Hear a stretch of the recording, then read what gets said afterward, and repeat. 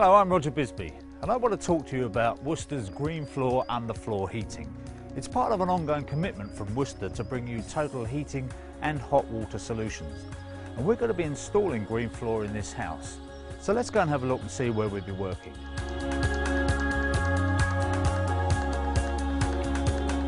Underfloor heating is growing in popularity, and for good reason. It goes hand in glove with today's high efficiency boilers and heat pumps. It gets the very best out of the system. Well, Worcester is already a leading brand in boiler manufacturing as well as in solar thermal hot water systems and heat pumps. And their green floor underfloor heating system further enhances this to give you a total heating package. This gives you the reassurance of a leading brand and gives your customers the same peace of mind. But what do you, the installer, get in the way of practical benefits when it comes to laying the system? Well, the pre-insulated pipe positioning panels are very easy to use. You don't have to mess around with clips, and you can actually lay the pipe on your own.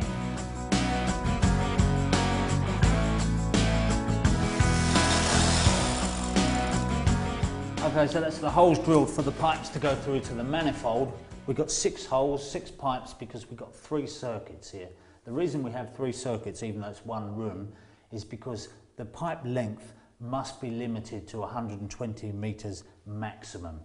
So before we can put the pipe in, we need to put down the pipe positioning panel, which goes on the floor here. It's got some insulation underneath it, and on top of that we put the edge insulation, which is also an isolation. Now the reason I call it an isolation is because it doesn't only insulate the screed from going up, transferring the heat into the wall, it also isolates it so that we get a bit of expansion. You'll notice that this is nice and soft, and that will allow the screed, as it warms up, to expand slightly.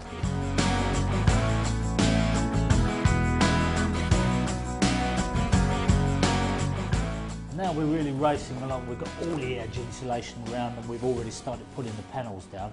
Some people worry about walking on these panels, but so long as you're sensible, they're perfectly tough, easy to walk on, and even when you've got the pipe down, you shouldn't do any damage to the pipe just by simply walking over them. I'll just show you how these go together. They interlock, and there's an overlap so that you can make sure the panels are nice and snug.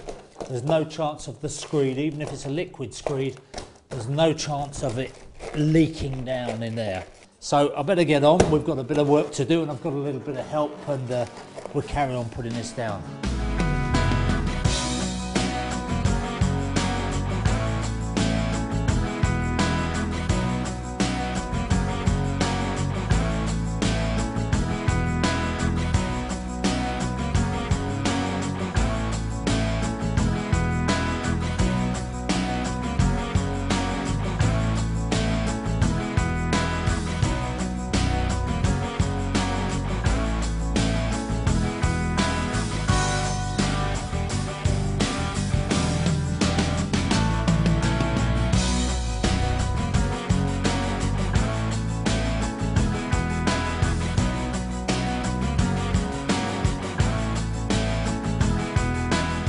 Well, we've managed to put down these 2 circuits very quickly indeed. It took us about 15 minutes per circuit to do these, so we just got 1 to go. But I just want to show you what we've done here. We used the drawing that Worcester have supplied to lay the first 2 circuits following the pattern. Now the pattern is a Snell pattern, which means that it just runs into the middle, that's on the flow, and then runs back out the same way. So each one of those is mapped out. You can see that it misses the area where the fireplace is.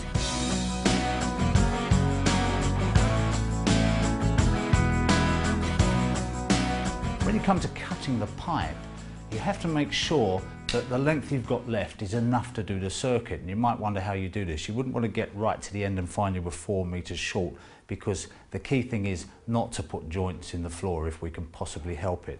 So the way this is done is that we take the drawing, and on the drawing it gives each circuit, and it gives the length of pipe required for each circuit. On the pipe it's printed. This is a 200 meter coil, so we've started using it from the 200 meter, which is the outside edge. We now find that if we look on the printed edge, it's got 121 meters left. So if we had another circuit to do, we could calculate that this coil was enough to do it. So I'll cut myself off a nice margin to get through the wall and up to the manifold. Simple job. And lay that coil aside for my next job.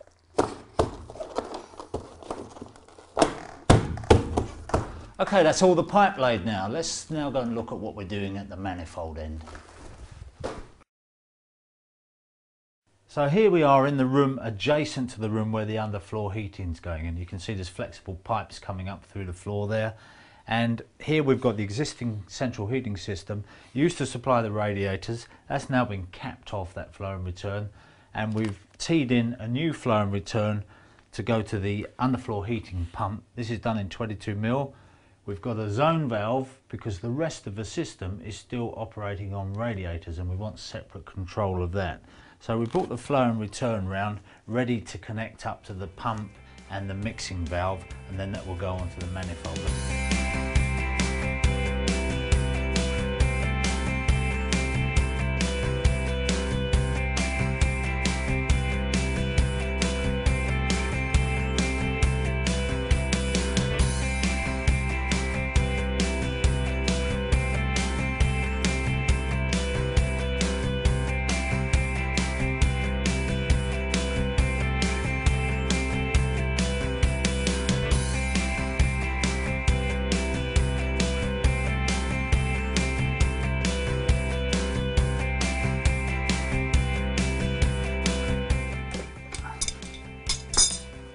Okay, so that's all the pipe work connected up now, and we're ready to flush it through, get rid of any debris. Hopefully there won't be any debris, but we get rid of the air out of the system, and once we've done that we can put it under a pressure test.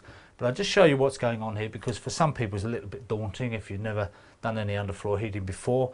But it's very simple. What we've got here is the flow from the boiler. It's coming up into the thermostatic mixing valve. Now we set this anywhere between 30 and 50 depending on what we want. And that mixes a little bit of water, lets us go through the required temperature through into the underfloor circuits.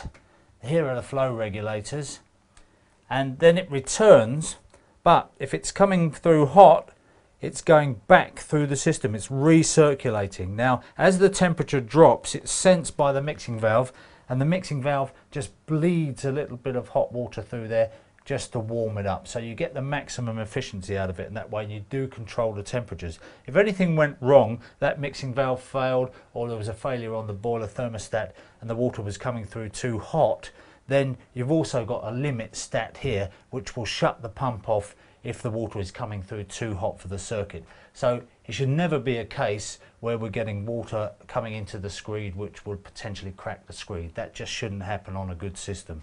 We've got a couple of isolating valves here. We turn those isolating valves off when we start because we're going to fill from our manifold with a hose and just use mains pressure just to get the system going, and we fill each circuit individually. So we make sure that we've got all the air out of one circuit before we go on to the next one, and then we fill up all 3 circuits like that. Now we've got the system filled up and we've flushed it through and got all the air out of the system, we're ready to put it under pressure test. And for this we use a standard screw-on pressure gauge, which we're going to leave on the system for 48 hours just to make sure it's absolutely fine, and of course while the screeding is going on. And then we need to open all the circuits up, so we can just make sure they're open on the top here, but also on the bottom here. We turn those round and make sure that they are also open. When we've finished and we adjust the flow rates, we can lock those in position, but for now we're going to have them fully open. So all I've got to do now is pump a little bit of pressure in. We're going to put it up to 6 bar and see how it holds up. Now the drying time is a crucial thing. What we're talking about is a setting time on the screed of 21 days.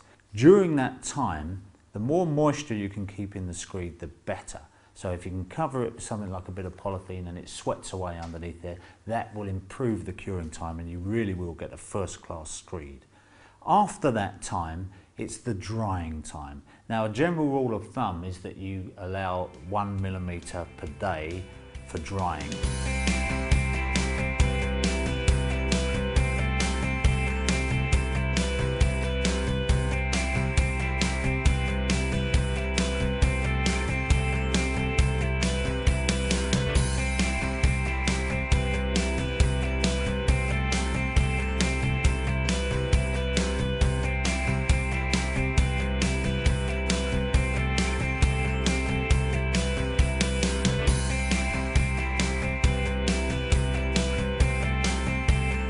Now the screeders are well underway. They've already done half the room, and even though they've been very, very careful with that pipe, I still want to just come back and check the pressure's holding up. And I noticed that the pressure's crept up. Actually, when I pressure tested it, I put it up to 6 bar, and then I dropped it down to 4 to hold it at 4, and now it's crept up again to 5. The reason that's happened is because the screed is already beginning to cure, and sand and cement, that creates heat, and as it's curing, it's expanding the water in the circuits, and that's creating our extra bit of pressure. So that's the reason I dropped it down a bit. It can now creep up to 6, even 10 bar if it likes. So this is the screed all laid, and as a plumber you might not have too much influence over what goes on the build, but if you can possibly manage it, persuade everybody to stay off it for at least 3 or 4 days, because during that stage any pressure on the screed starts to flex it, can cause cracking. And under those circumstances the ideal condition is to keep as much moisture in the screed as possible and keep it slightly warm. The one thing you don't want to happen is any freezing. So now that's the end of a 3-week curing process, and what we now want to do is commission the system, get it up and running so that we can run a bit of heat through that screed to help dry it off. So we've got the system switched on, ready to go. I'm using a RF thermostat here so I can just dial in the heat and bring the controller into action. And then what I need to do is to check the pump is up and running, and then adjust it so that we get the flow rate right through each of these circuits. Now down here on the flow controls, if I look at the drawing, it tells me that I need 2 litres a minute going through each circuit. That'll vary according to what circuit you've got, but it will be on the drawing. So I just make those small adjustments there, make sure that's going. Now the temperature, I want to check the temperature on here, and what I'm going to do is run it at 25 degrees centigrade for 3 days. After that I'm going to increase it to 40 degrees centigrade to continue the drying out process in the screed. I do that so that we gently introduce the heat into the screed so we don't crack it, and we begin that drying out process. And because we're drying out, what I want to do is leave the heat source running day and night so that we've got 24 hours of continuous heat. We don't want to be switching it on and off during this period, so we just run that nice and gently so that it dries it out. And then when it comes to laying the floor covering itself, whether it's wood or tiles or whatever it is, even carpet, then you need to turn the heating of the screed off so the underfloor heating isn't on anymore. The screed can cool down enough, and then the floor layer can do their bit, and then after that it can be used in the normal way.